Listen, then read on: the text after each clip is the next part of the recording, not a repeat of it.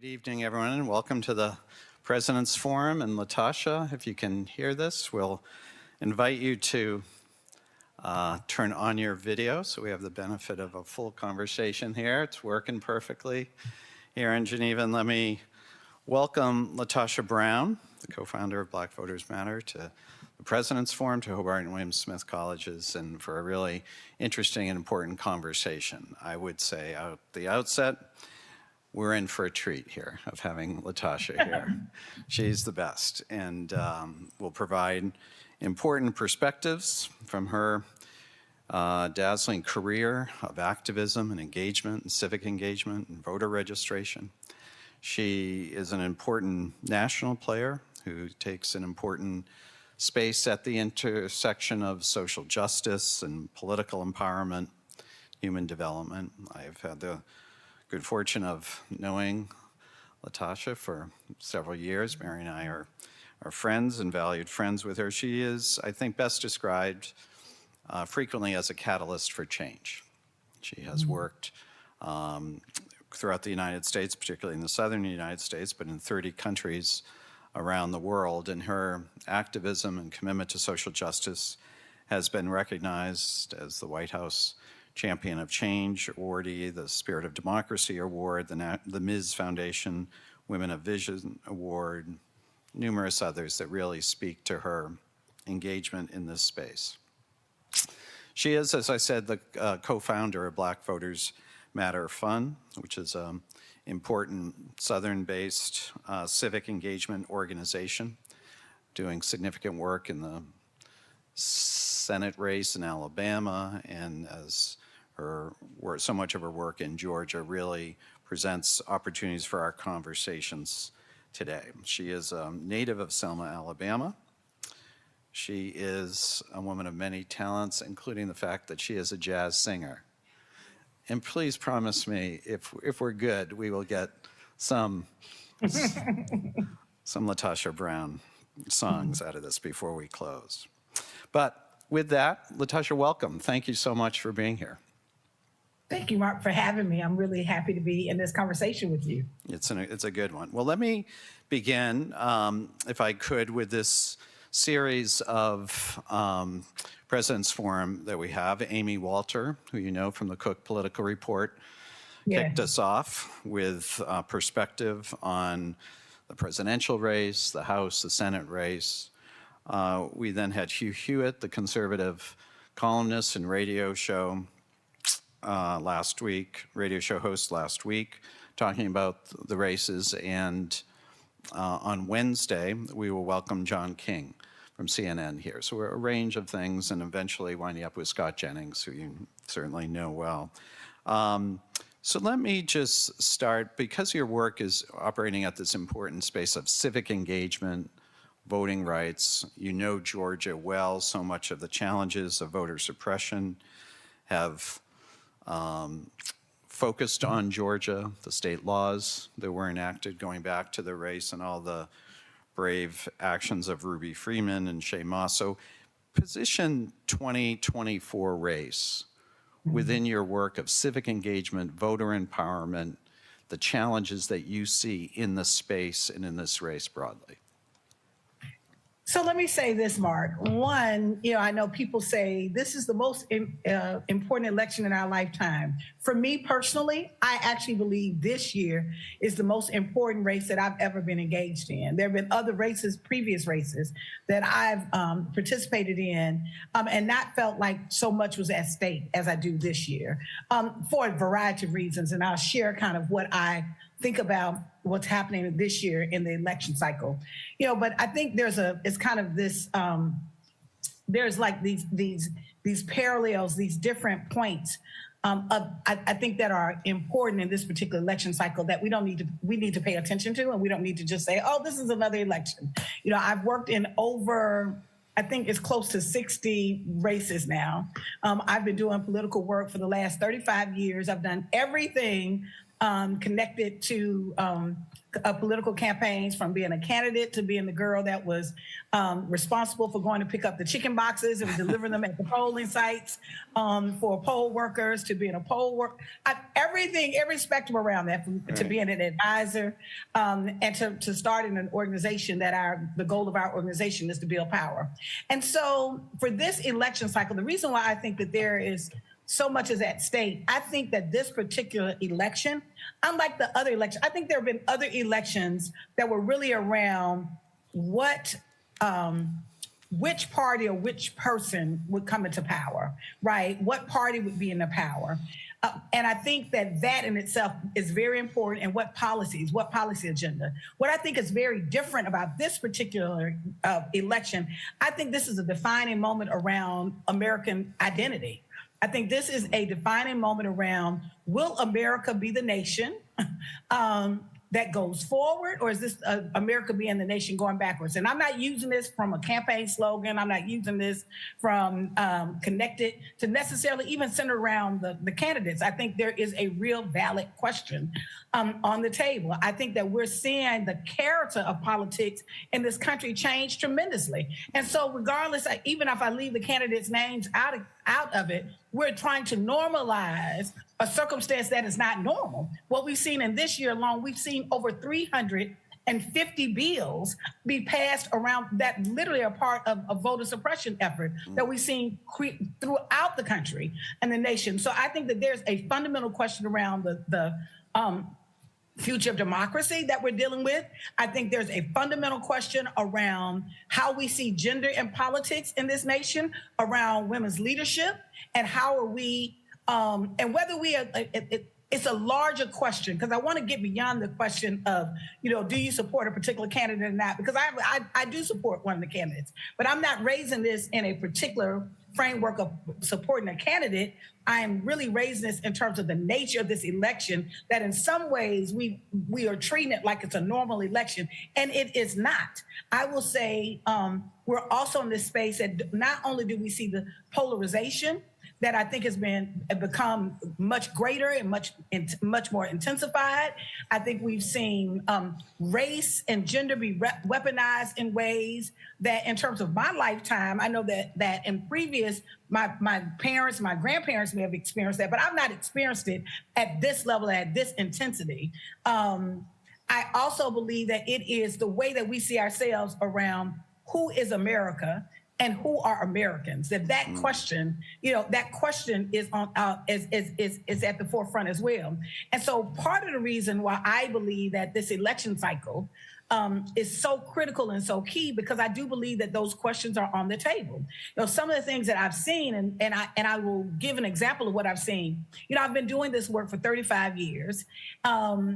It's starting in my early, 30 years, starting in my early 20s, I started doing this work. I've not experienced the level, the scale of voter suppression that I've seen in recent years, from the stripping of the Voting Rights Act, regardless of whether you identify yourself as Republican or Libertarian or Democrat, that the truth of the matter is we should all, to actually have a strong, healthy democracy, we need to make sure that people are participating in the process. The fact that we're in this developed nation and only half the people are participating in the process in itself is an indicator of something. That something is not, that we're not literally I think thriving as a healthy democracy as we should, right? Because I believe that everybody, regardless of what your political affiliation is, I believe that everybody should have free and fair access to the ballot. And so in the last 5 years alone, we've had to follow lawsuits. We've seen everything from, in the state of Georgia, I'll give some quick examples. In the state of Georgia, the students may be familiar that right after the 2020 election, what we saw is record-breaking numbers. We had historic turnout. In 2022, which was an election around a Senate seat, which was there was a Warnock and Herschel Walker were running for the U.S. Senate in the state of Georgia. And it was interesting because the runoff election in Georgia, this is not hyperbole, this is actually factual, that in the runoff as a structure in itself was literally created and designed so that Black voters would have a disadvantage. That's actually been documented by one of the people who created it back in decades ago, that this was designed so that there would be a fall off of voters. And so here we had this runoff election, which was a really difficult, challenging election. And the timing was off because literally the election did not happen until the first week of the year in January, which is completely out of the normal course of when elections take place. So you had all of these factors that say that it should have been a low turnout election, but in fact, it wound up being a high turnout where we actually broke records in the state of Georgia. And some people that thought that the Georgia turnout in 2020 was a fluke, in 2022, once again, we came in a runoff election, quite frankly, that was designed so that you would have a smaller electorate to participate. Once again, history was made, and you made historic numbers in terms of who participated in that. And what we saw is immediately after that, we saw the state legislature pass bills in Georgia, one in particular, which was known as the Senate Bill 202, that did a number of things. One, it made, and some people may think, well, I mean, it wasn't a big deal, was it? That giving out food and water on the lines for people, that in itself became a felony and was illegal. Now, that might seem like that's something that's harmless, but the truth of the matter is the reason why groups were giving pizza and water, we call that comfort care, that there were people that were standing in line 3, 4, it took me 4 hours to vote, 3, 4, 5, 6, up to 12 hours. There was a person that stood in line for 12 hours. One of the people that I actually stood in line with, that we went in Union City, did not vote until 12:37 a.m. Wednesday morning. That's how bad it was. And so organizations to try to help keep people to stand in line and for comfort care, we would provide water and pizza and sandwiches while people stayed in line to keep them, to provide some comfort for them to stay. And so you saw that, but you also saw a number of that was kind of the thing that got the headlines, but you saw other very dangerous things. Like, for example, one of the pieces in there said that established this Georgia election board and empowered this election board, quite frankly, gave them power that almost would supersede the Secretary of State, who is elected by the people, that is supposed to be in charge of managing the election process. But here now you've got this bill to make this election, this Georgia election board. Of that Georgia election board, they've become extremely politicized. And one of the things that they did that a judge just struck down last week, a couple of weeks ago, we were at the Capitol protesting because what they made some several rule changes, and I'll just highlight for the sake of time. One of the rule changes was, setting up, thank you, that was delaying the certification process. That part of, if any local board election official said, you know what, I just don't like the way this election feels, I'm going to push back. I'm not ready. I don't think we should certify. That it could actually indiscriminately just push back the election certification process. In addition to that, they created a rule that said these votes had to be counted by hand. That, nope, you got to count these votes. We're talking about 4 or 5 million votes that had to be counted by hand. And these changes, what made it so ridiculous is that these changes would not have taken place except the day after early voting started in Georgia. So here it is. You knew an election was happening 4 years ago. The date didn't change, right? But you make these major structural changes to create a process and create confusion and chaos, and really have people to really undermine, kind of thinking that the validity of this process less than a month before the election cycle, which the chaos was the point. And so we've seen that, while I'm using Georgia as an example, we've seen bills like that, over 350, pop up all throughout the nation. In Alabama, they changed the rule in Alabama that you have to have, for absentee ballot voting, you don't have a no excuse absentee ballot voting like you have in most states. In Alabama, you have to have some valid excuse of why you can't show up and vote on election day. And then even with that, most of the people that use absentee ballot voting would be people like my aunt who raised me, who's 91 years old. And so her caregiver would come to the house, and she's in her total right mind, but her mobilization, she doesn't move around as much. And so now, if that same person helped her, that would be a felony conviction in the state of Georgia, right? And so in the state of Alabama. So you're seeing all of this voter suppression pop up all around the nation. And so that's kind of key of what we've been seeing. The other thing, though, is interesting, is I'll say, Mark, is that the very thing that put Georgia and other places in the news around voter suppression is also the very thing that I think people are paying attention. That part of what we've seen, even in early voting in Georgia, is that we've broken records again, up until it's almost doubled in terms of the turnout so far. And I think so the very thing that was meant to hurt has also kind of activated people in certain ways. It's not, because I've heard this argument, well, it means that voter suppression isn't working. No. That doesn't mean that voter suppression isn't working. What it means is that people and groups are pissed off and they're actually doing work, that they're Herculean feat to actually try to get people to the polls. But should that be the case, is that the best use of resources to spend millions and millions of dollars on really trying to educate and mobilize people to get them to the polls, when in fact, like some of the barriers that we're fighting up against and the money that my own organization has spent on lawsuits and organizing, that could really be a better use in terms of strengthening our democracy instead of something as simple as literally trying to fight and buck up against these barriers of voting. That was awesome. So you know Georgia so well. You're close to Stacey Abrams, Warnock, a lot of the great leaders in Georgia. But you know the response from those who are offering legislation like this is that the need to redial this back to pre-COVID. There was a lot of relaxation of voting standards, a lot of relaxation of processes, so that we get back to a point where we're not putting the importance of the vote in a fragile state. What's your response to those who say, this isn't voter suppression, we're just dialing back into where we should have been when it was relaxed unnecessarily due to COVID?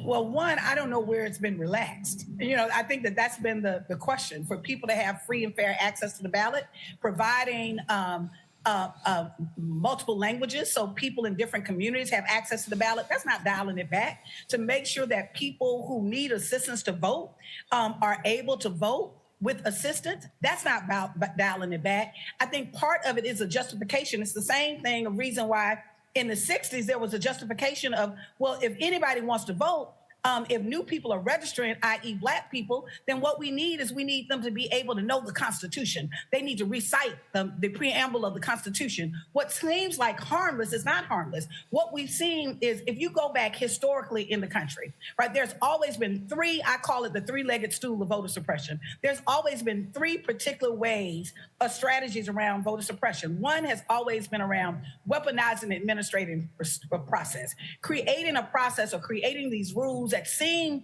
like they're harmless, like getting people to hand count 5 million votes by hand a month out before the election, right, or creating these additional processes that seems like it secures when you're fixing a problem that hasn't even been discovered as a problem, right? That the second thing has been really around creating legal barriers. Like, we're going to add additional an example of that would be in Arizona, where the indigenous community, the Native Americans that literally live on the reservation, don't necessarily have an address. They use a post office. They've done that for years. But now you're making it illegal that they can't use that as a valid address. They've got a real address. So you're creating a barrier. It seems like it's harmless, but it has a devastating impact on creating additional barriers for them to participate. And the third has always been around using the culture of fear and chaos and confusion. That ultimately, if we can use a tool of intimidation, right? If we can use misinformation and disinformation and weaponize that, then that becomes an additional. It confuses, it creates chaos, it makes people disengage for whatever reason, and that's a barrier in itself. And so, of good faith, there's been no evidence, there's been no evidence in the last election cycle that cycle, matter of fact, there were multiple reports that said it was one of the most secured elections that we've ever had.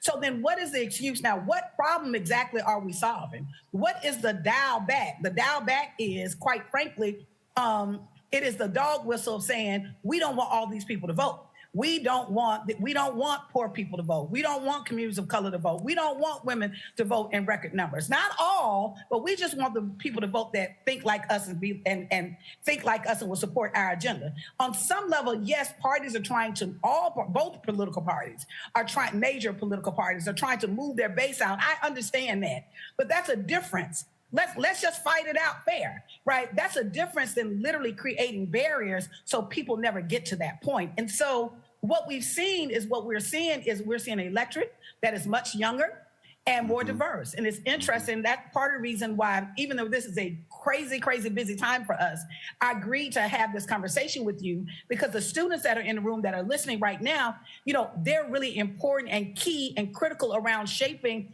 America now and in the future. This is the first generation, the last election cycle. That was the first election that the numbers of voters, young voters, actually eclipsed the baby boomers. That I'm in Generation X. We just simply didn't have the numbers, right? Part of our parents went to college and said that they were going to have one baby and a dog, right? Or two kids and a dog, right? And a career, right? But here it is.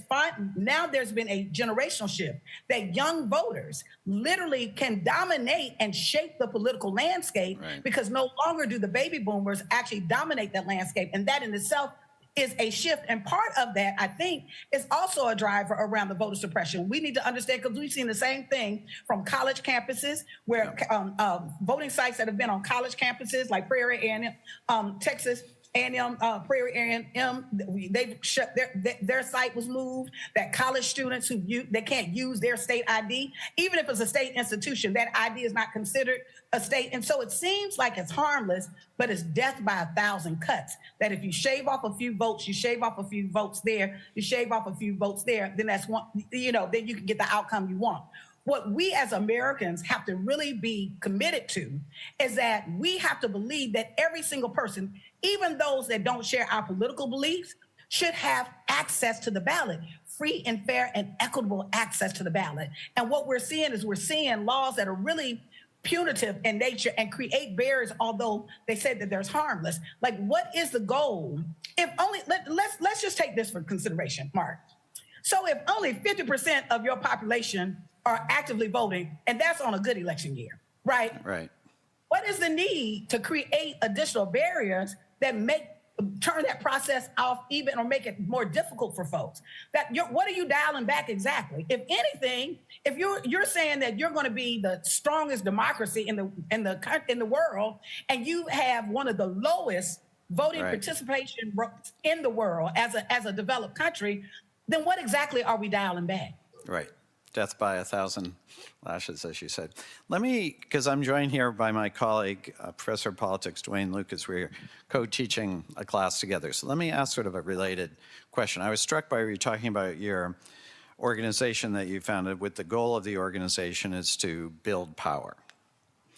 And I've heard you talk about power, how that has animated so much of your activism over the years. I think you said you'd go into a restaurant as a young girl and you'd ask your family who's the owner. You were always looking for power, finding that power.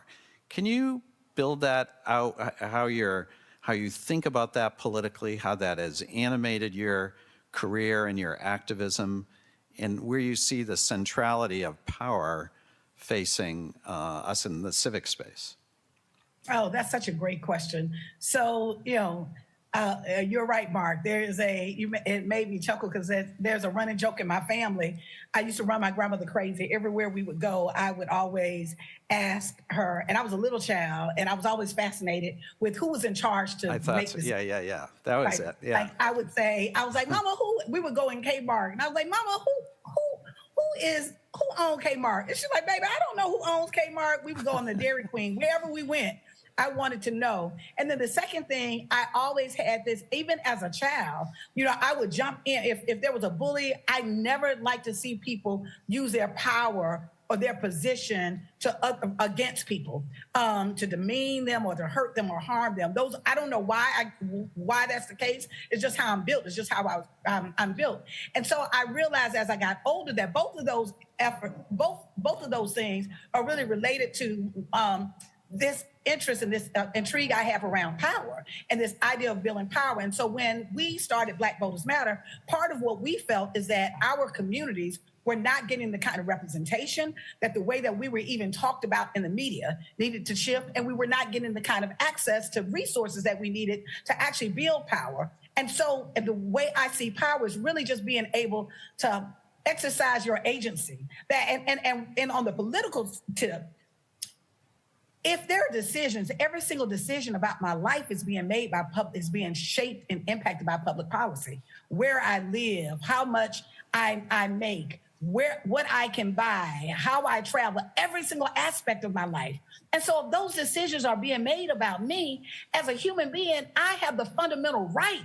I have the inherent fundamental right to be a part of that decision-making process. No one should be making decisions about me and I'm not a part of that process. And so what voting for me is, why I connected to it as a measure of power, is because I'm able to use my power, one, my agency, to actually weigh in on the decision on who's going to represent me and my communities, also weigh in on the person who I think best represents the agenda or the policy agenda that I have or the things that I want for my communities. And I also think it's a measure of power to hold those people accountable, move some folk out that are being harmful and hurtful to my communities and don't necessarily deserve the position to lead because they're actually being hurtful or harmful to my communities. And so that's the basic, kind of my basic definition of like political power and what that looks like. And so being a part of a group, a marginalized group in this country, what I also recognize is that power is in this political system based on our numbers is like understanding the leverage power of it, that the collective vote actually is what, and organizing that vote, that's what gives us, that there's the individual responsibility I have, but there's also organizing the collective so that we actually can build power as a community, that we're sending a message, a collective message around these are the things that we care about, recognizing that our numbers, we're not the majority in this country.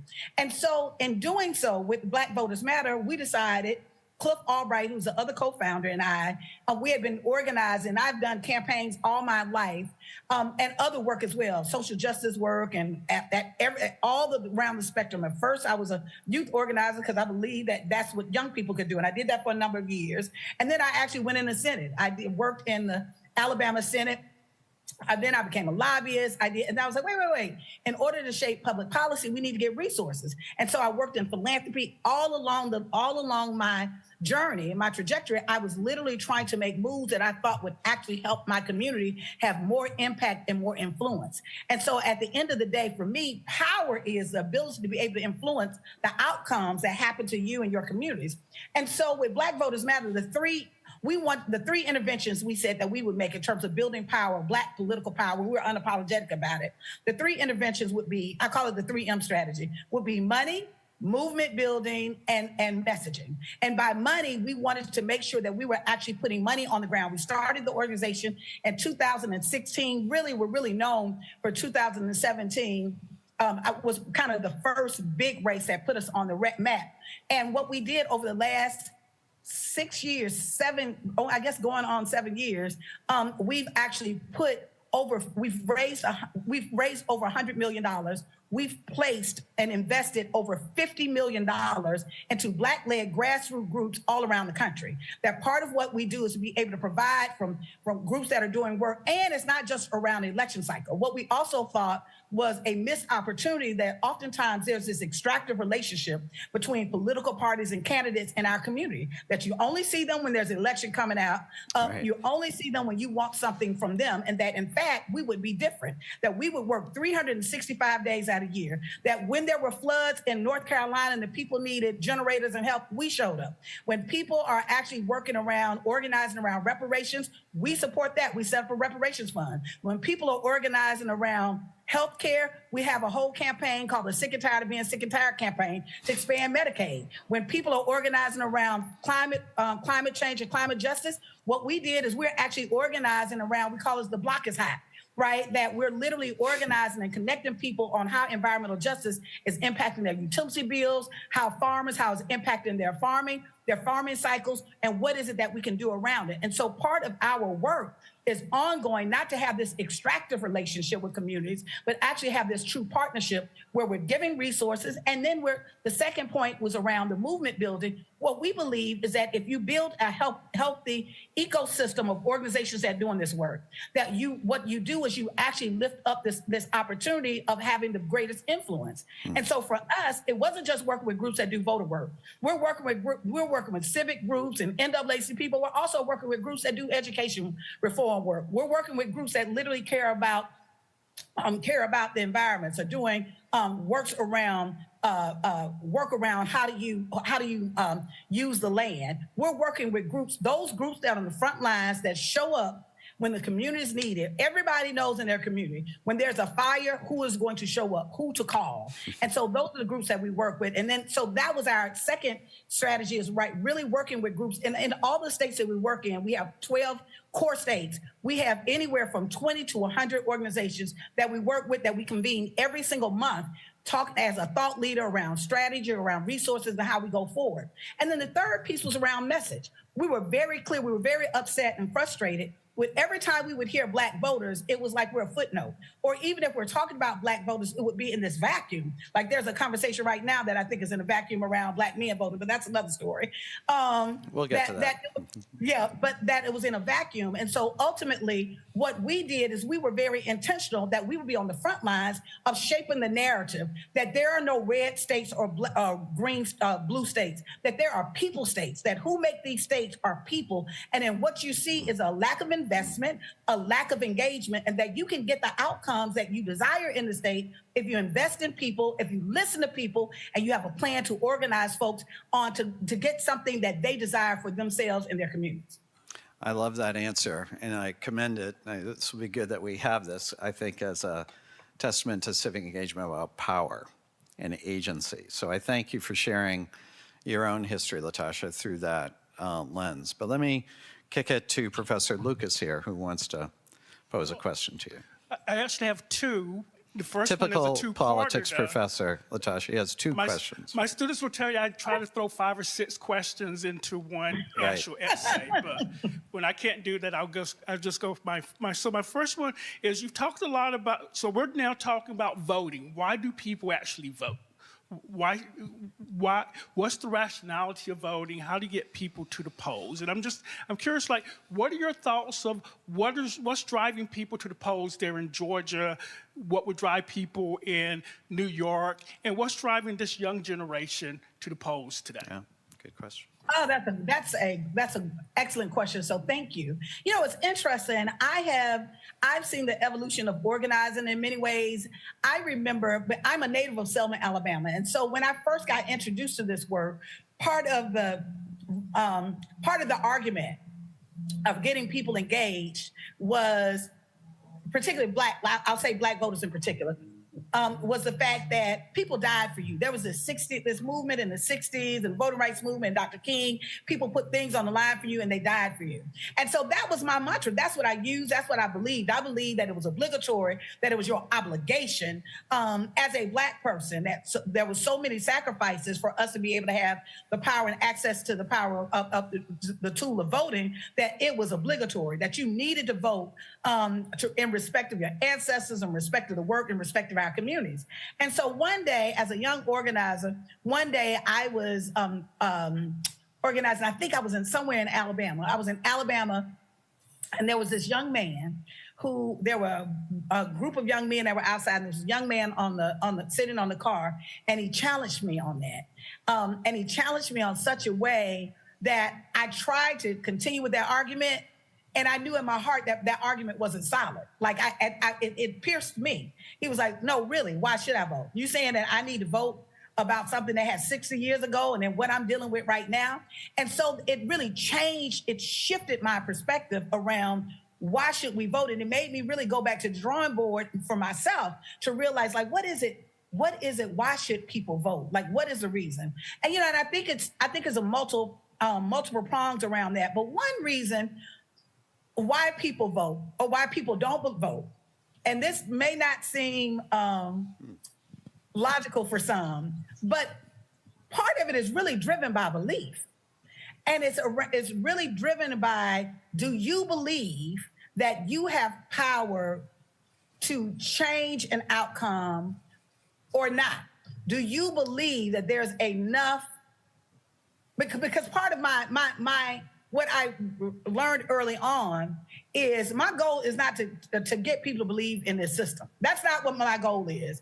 Often the criticism that I run into every single day, I share some of that. Do I believe that this system has been fundamentally racist? Yes, I do. Do I believe that African Americans have been marginalized and other communities of color and women been marginalized in this process, and white men who did not have access to wealth have been marginalized out of this process? I absolutely do, right? But what I do believe is I do believe in people power, and I do believe that what democracy does, it opens up a space for people to actually have a true democracy, to have input and impact on who is the leadership, who sets the leadership, and who sets the agenda, who actually moves that agenda forward. And so for me, there's a couple of reasons why I think people vote. I think people vote. There are three core reasons why I think people vote. I think people vote when they actually feel a sense of agency and a sense of belief that that action will lead to a greater action, will help them get the outcome they want.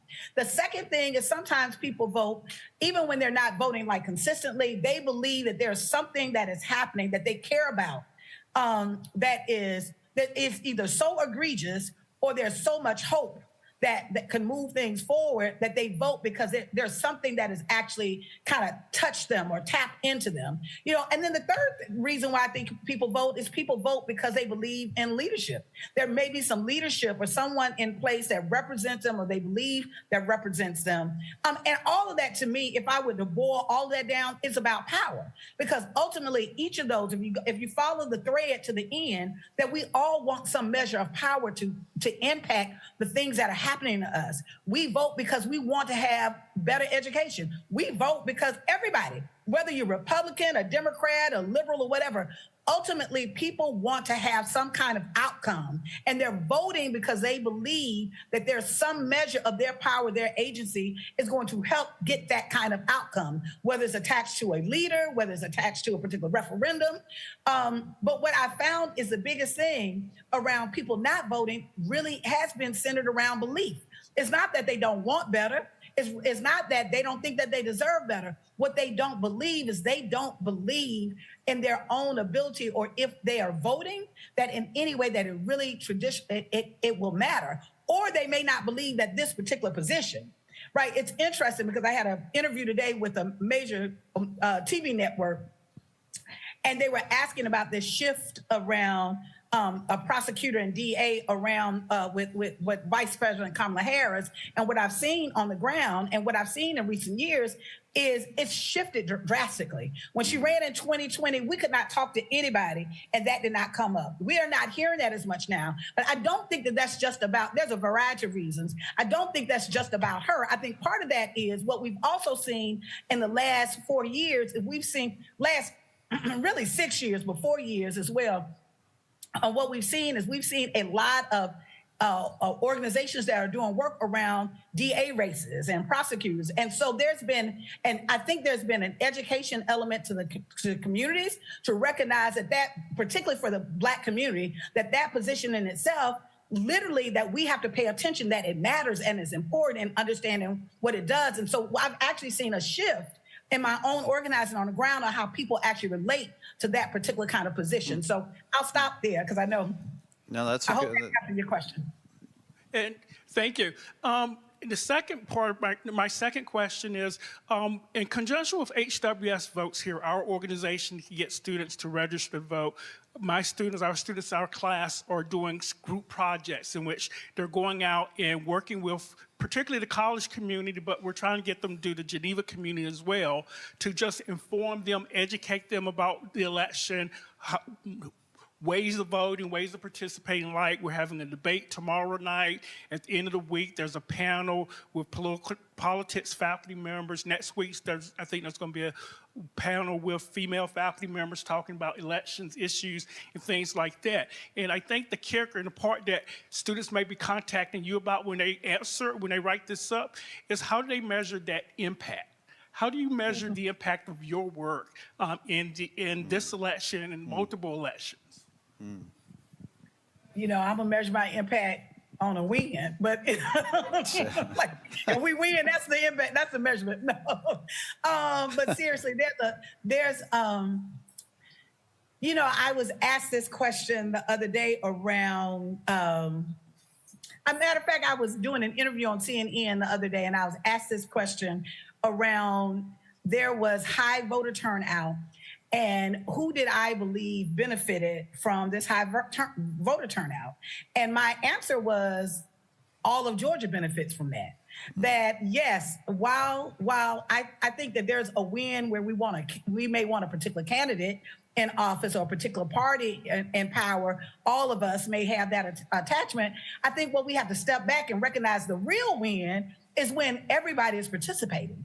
And why is that? Because I do believe that when we're engaged in, when we're engaged in an activity where people really feel is valid, and that as we find our differences, it's almost like we're making an agreement with each other that we can we can have differences, right? Part of that actually makes the beauty of the nation, in my opinion, right? But that literally when we're engaging, the more people are engaging, that in itself means that we have decided that we're entering almost an agreement with each other, that we're going to work out our policy priorities and our differences around literally sharing our power in voting, and that we're going to see that as a valid way of being able to resolve differences. At some point, when you don't have political systems, to actually have a valid political system or democracy, that differences can be, those differences might come to war, right? Those differences may come from decimating the other people or oppressing the other people. And so I think we also have to see it as a fundamental, larger kind of humanitarian way, and a space of literally honoring our humanity, that when every person, even the person that might be starkly different from me, that if I got to a polling site and I saw someone trying to prevent them from voting, I would fight as fiercely for them as I fight for myself. Why? Because I fundamentally believe that every single human being has agency and should be able to cast their vote free and fairly, and weigh in on decisions being made by them.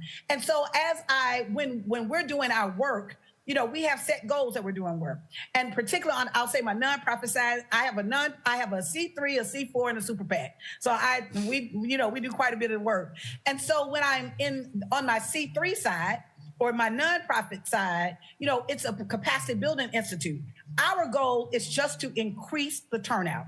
All we want is more people to participate. Who they vote for that is their right, who they choose to vote for. But we want them to vote. And so we put a lot of emphasis on that in terms of how many people we're touching. We follow that. We follow data a lot. We use systems that we can track how many doors we knock. We can track who answers those doors. We track around how many volunteers we have. We do a lot of texting.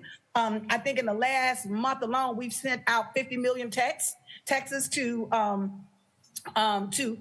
Black voters. We're able to actually measure what kind of response we have from that. Did they opt in? How many opt-ins we have from that? We're able to measure, even now, like in early voting, we're able to track what are the voting turnout numbers? Where are those numbers coming from? So really being able to track using data, a lot of that we're using data, but also, for me, this is going to sound really interesting, but for me, I always have a personal temperature. Now, this is not this is not data driven. This is kind of based on me. How I actually watch the posture of children. I really do. Like literally, when I remember I ran for office in 2000. Ooh, that seems like 50 million years ago. But I ran for office in 2000, and I was running for a state board of education seat in Alabama, and I had a jingle. And my jingle, I had this commercial on TV, and I only had kids. I didn't even show up on the commercial. I only had kids. And the jingle, the kids did this jingle said, "Who's going to turn education around? LaTosha Brown, LaTosha Brown. Who's going to help kids all around? LaTosha Brown, LaTosha Brown." You should have won with that jingle. Yes, I did. And the interesting thing about that jingle is I remember campaigning one day, and the kids were outside playing jump rope, and they were singing the jingle. And I remember being so moved. And I remember the kids were so they so loved, like the kids made me a rock star. I was like, it was just amazing. I remember I was in a grocery store and the people would come up to me and say, can you give me one of those buttons? I had these cute little buttons for kids because I also created, the kids responded so well, I created a campaign for kids. And the campaign was Vote for Me Until I Can. And so my Vote for Me Until I Can campaign, what I did is I had these big, cute little buttons with an elephant on it. I don't know why I had an elephant, but I had an elephant on it. And the parents were walking to me and was like, listen, my child is saying that we got to go vote for you. So the kids were actually taking their parents or making their parents go vote. Like they were participating in that process. And so I always, since that time, I always have a temperature around when I talk to kids. So when we go in communities, even though children can't vote, children matter. We talk to children. We talk to children. We don't talk to them about a candidate. We ask them about their feel, what it is that they want, what they want to see. Their parents, have their parents voted. And normally I can talk to kids and get a temperature around what their parents are talking about. So that's your focus group. That's your informal. They're like a little focus group that I use. Now, I don't know if that's empirical science, but I'm telling you it works for me. It's LaTosha Brown focus group. Well, let us go out to Professor Lucas. Are we okay? For some questions from our audience here. Just raise your hand. We got a mic, so we allow LaTosha to hear the question. As you're thinking of the question, let me just, this would be before, because I had one more question to kind of just, so much has been referenced, and then we'll go right to you, and we may probably have the same question, I don't know, about the vote in this election about black men. You've referenced it. And you said that's a whole other kind of dynamic.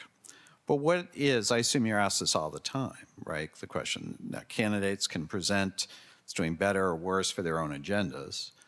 But you're at the center of this political movement with this work now over 6 years. Have you seen a change in black male voting? How relevant is this? What effect will it have on the election? Well, thank you for that question. A couple of things. I remember in the 2022 election with Herschel Walker and Warnock, we heard the same thing. I could not, every single day, a media outlet was calling me to ask me about this blowout that Herschel Walker was going to do with Warnock. It simply did not happen. So Walker, the Republican candidate for Senate, and Warnock, the Democratic candidate, both black candidates. Both black male candidates. And, you know, the Herschel Walker had never shown or any interest in running for public office, but quite frankly, he was recruited, and this is public knowledge, he was recruited by President Trump to run for office, and there were some Republican consultants that believed that that black folks, you know, we like athletes so much that we were going to vote for this man because he had been a Heisman Trophy winner. He was a superb athlete, and that some way that would split the black male vote. And then what we started hearing of these stories, and part of the reason, but when I went out in the community, I didn't hear those same stories. I was like, and I didn't hear those stories at the same intensity and level. And so what that had me to believe over the years is that a lot of that has been part of this attempt to plant particular narratives in our communities, and that we're supposed to respond to that. But there's a number of things. Let me say there are 4 things that I'll just raise real quick around the black male piece. Have there been conversations around Trump? And we've seen even some black athletes say that they're supporting Trump. I'm using this as an example, not in terms of pushing any particular ideology, right? We've seen that. When I am campaigning, we're working in 15 states. We have deep-seated relationships in these communities because we're always there. Have I seen people talk about it, challenge around that space? Yes, I have heard that. But I do think part of what I want to raise, but I want to take a step back, and I said this on this idea of Black men are disillusioned with this process, and there's an erroneous assumption made. There's an assumption made that because Black people are upset, or Black men in particular are disillusioned with the political process, and that means that we're going to flock to the other party, when that's not been our biggest concern. Our concern is not about flocking to a party, it's been a flocking, not voting at all. That's been the bigger concern, right? The second thing related to it, though, it feels a little bit of like somebody's Columbus in us. And what do I mean by that? You know, like Columbus discovered America and indigenous people were already there. Black men being pissed off, and with good reason. The truth of the matter is this has been a political process that has not delivered for Black men in the way that it should. And so part of it, there is this notion that in some way when white people discover something, then that thing just started existing. The truth of the matter is, if you go back and look at Obama from 2008 to 2012, that was the greatest drop that he had in Black men in terms of disengagement, but there's no conversation around that because there's this idea that because there's a woman at the top of the ticket, all of a sudden these Black men are not voting because there's a woman at the ticket, when instead of the deeper issue that there's a level of sense of disillusionment that has always been there, because there is a frustration that we don't have major criminal justice reform. There is a frustration that there is an economic parity. There is a frustration where you don't see the same kind of opportunities from men that you used to see, particularly from industry, from manufacturing to other industries as well. And so the bottom line is, in some ways, it is a narrative that, quite frankly, is being shaped by people who don't really understand or care to even understand what the core issue of it, the core issue is about. So instead, there's these assumptions that are made in a false equivalency. This equivalency is that, well, if we're not going to do this, we're going to do that. I've not seen that. I've not witnessed, I do not expect. Matter of fact, Mark, I will, whoever out there thinks that this is going to happen this election cycle, I will buy you dinner on me, right? That I have not. You heard it here, guys. I have not seen that. And then I think the third thing, another thing I think is kind of related to this is, you know, I've been seeing all kinds of polls, and Professor, I don't know about you, I've been seeing all kinds of polls pop up.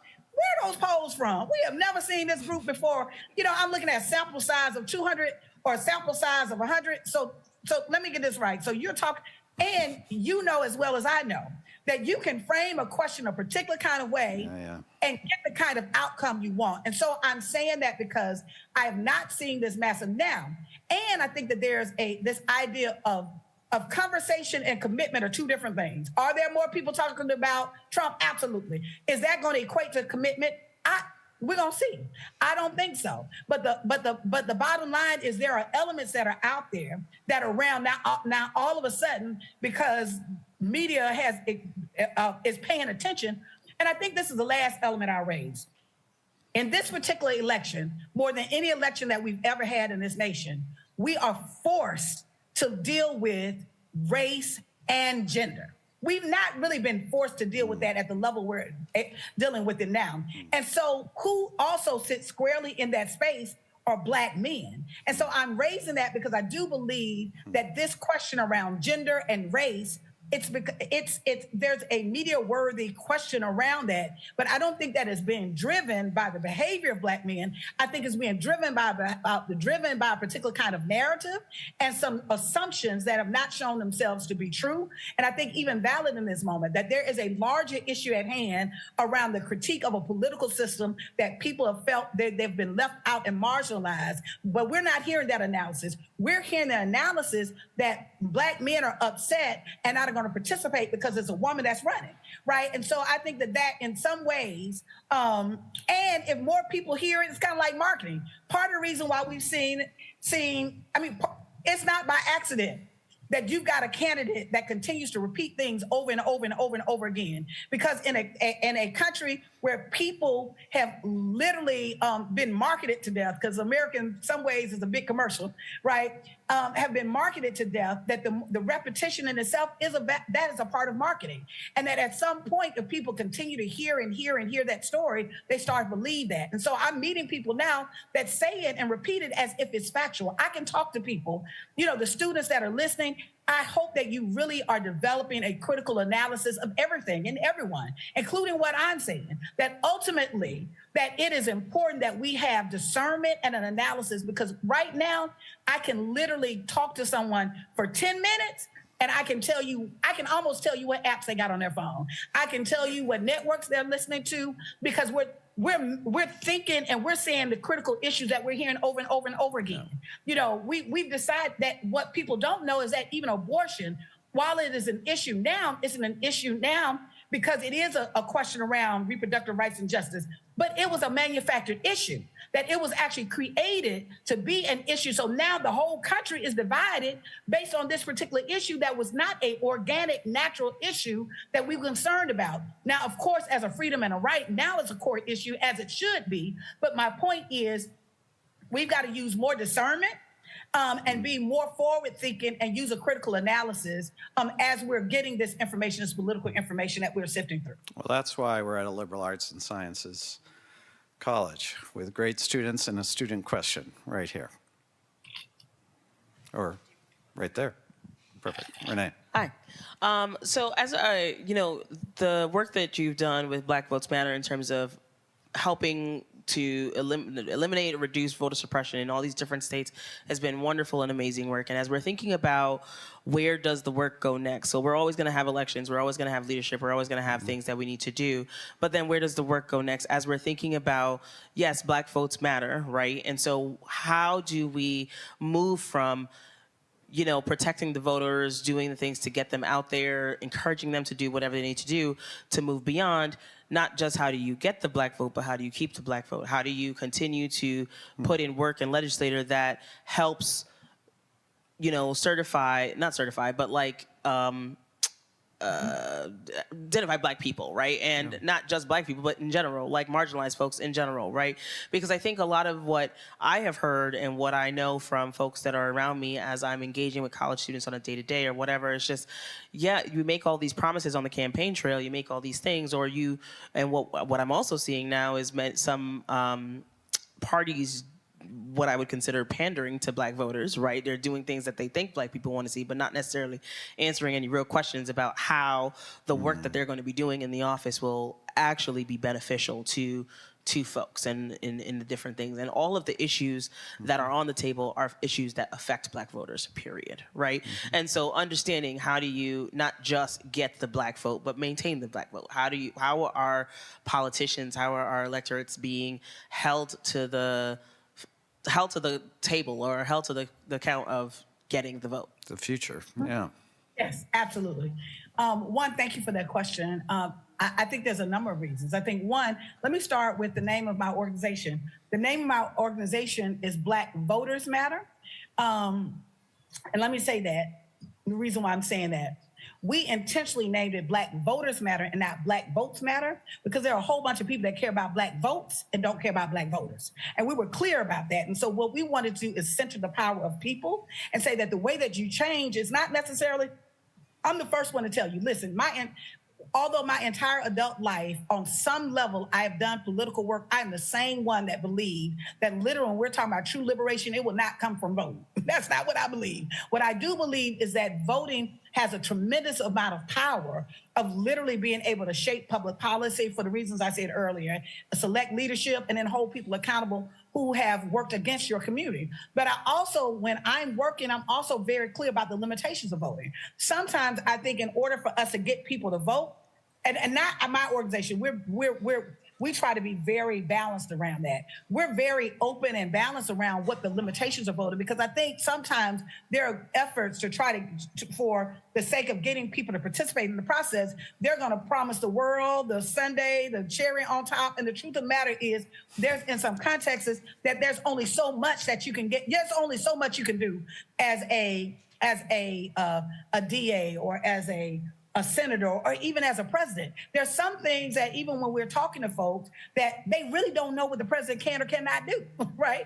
There's some people that don't know that some of the things that they're thinking the president can do, that literally your local board, your local school board had the power to do that and should do that. And so part of that, I think, is this helping people, one, get a better sense of I really believe civic education. And folks say it doesn't sound sexy, but people really need to understand how governance works. And I think that is a really key and critical piece, because a lot of times people are mislabeling around what office can do what. The second thing is maybe this is because this is what I do.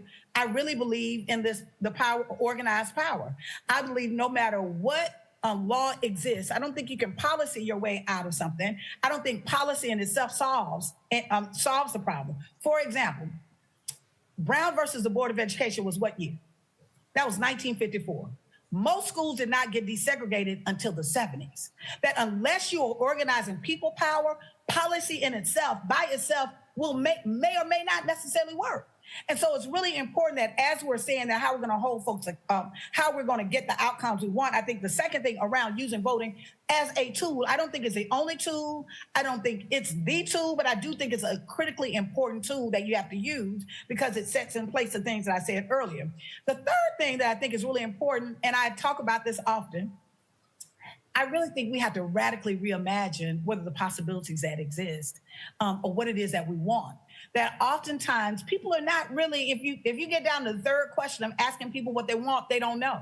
You say, I don't want this, I don't like this. It's almost like we're in this culture that like we complain, right? That we all in America, we want more, we complain, right? But we're not really tapping into our own ingenuity. We're not tapping in ourselves around thinking about what it is that we want going forward. What's our North Star, right? So we expect that to get that from leadership, right? But we ourselves are not putting ourselves in. I have the audacity to believe the work that I'm doing, my goal is to actually create a governance structure, to create institutions that my great-great-grandchildren will not have to deal with racism. Now, some people can't even imagine that.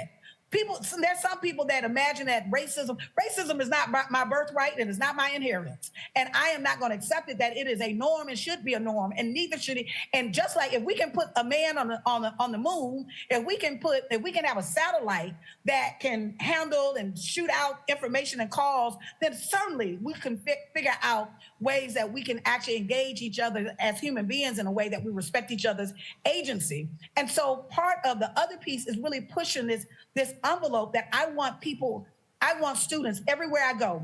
I want you not to just think of yourselves as citizens of this America. I want you to think of yourselves as founders of a new America. As a founder, what does that look like? What systems? If you don't like the system that currently is is in place, then what should be the right system?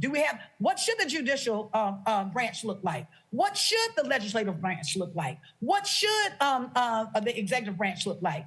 Are those the right branches? I know we think about the founders thought every thought that could be thunk about democracy, but those were also the same men that did not see the humanity in myself and my ancestors. And so I say that to say that there is, I think, an opportunity for us to stretch ourselves, and this America 2.0, that as there's an evolution, every single system, anything that does not evolve eventually dies. Now, how is it that I can sit here and take my cell phone and I can move millions of dollars in a matter of seconds on my cell phone, but I had to go stand in line for 4 hours in an antiquated way to actually vote?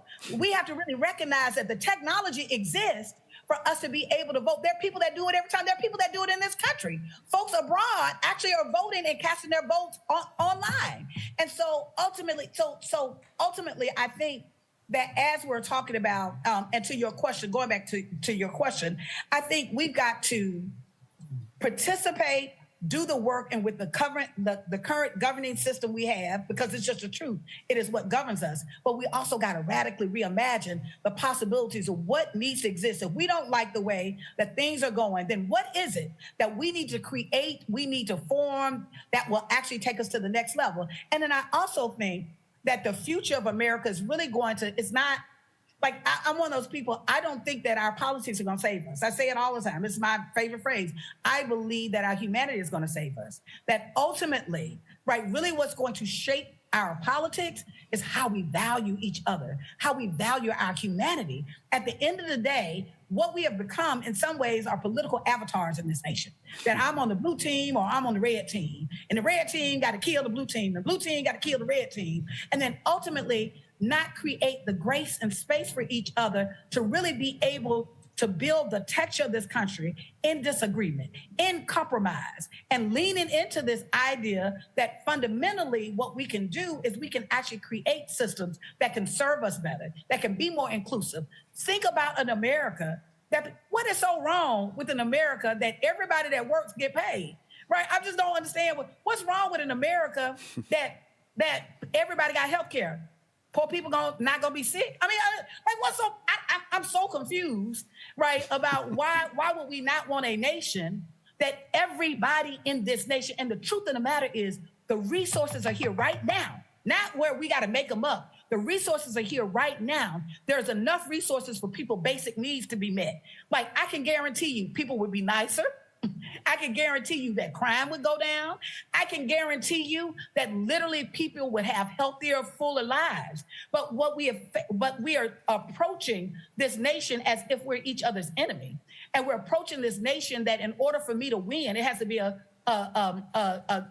got to win you've got to lose in order for me to win, instead of having a win-win principle. And so the work that I do, and as in terms of in the Black community, we're not just talking to people about voting. We're literally talking about people around organizing and creating. And how do we create institutions? How do we literally create a new framework of what we want as our North Star? How do we think about, we're talking to folks about ranked choice voting. We're talking about, I actually have this concept around developing a Department of Democracy, right? As just to really shift our thinking around this. And can we do it? Yes. There was a Department of Homeland Security did not exist. It was created 11 or 12 days right after 9/11. And that part of it, it always technically existed because it was integrated throughout all of the other departments. But then at when this country was attacked, that part of what they saw was, wait, we need a department that would literally focus on Homeland Security and the securing of these borders. I'm saying, I think we're at the point now that we need that for democracy, that we need that for vote. And we need that when we're seeing corporate interests have so much impact on shaping the outcomes of that, even in this election cycle.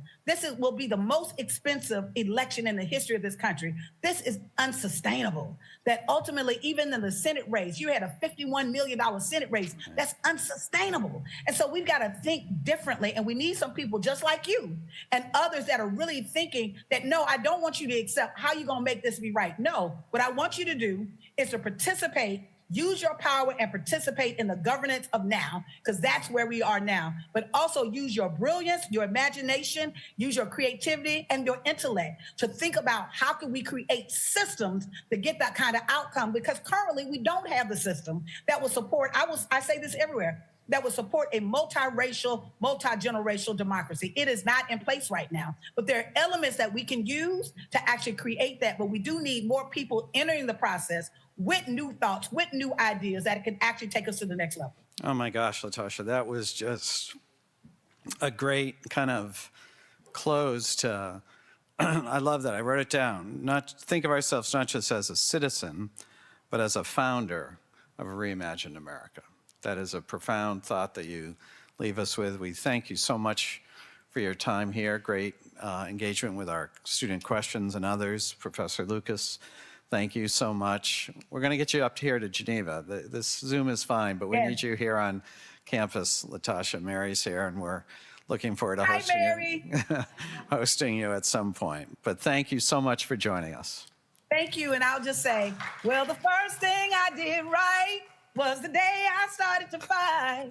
Keep your eyes on the prize and hold on, hold on. Thank you all. I can't wait to come up there and see you all. You're the best. Thank you so much. Thank you all for joining us. Thank you, Dwayne. Mark, send a picture of the audience. I want to send a picture. She wants a picture of the audience. Oh, yeah, I'll send it to you. I'll take it. And I'll text it to you. Thank you. Bye-bye. Have a good night. Take care.